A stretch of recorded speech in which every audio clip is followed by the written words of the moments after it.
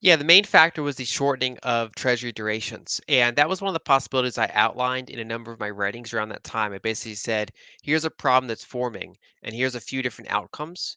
And until you know what outcome's going to happen, it's challenging to predict it because these are human decisions. So, for example, what is Janet Yellen going to do? What is Jerome Powell going to do?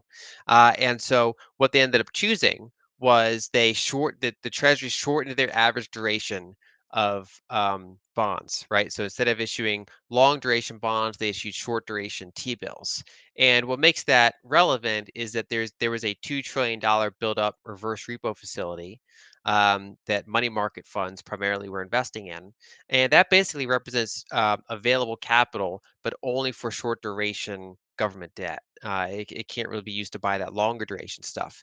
And so by shortening their average duration, they're able to pull money out of the reverse repo facility and spend it back into the economy. And now they're down to about a quarter of that. So now they're down to about 500 and some billion.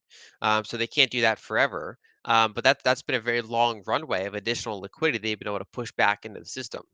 And again, this was outlinable in advance, but as a fairly rare occurrence for the Treasury to shorten their duration this much, and it costs them to do it because that's actually the more expensive part of the curve. So my outline at the time was we have to see what's going to happen here, and it's kind of like how if you're playing a certain game and like you get a little bit more information from the game, like if you're trying to figure out if an item, like with those game shows where there's three doors and there's like an item behind one door and you're trying to get that one. Once they open one door, that gives you more information to make your next decision with. So basically, it was like, okay, be careful.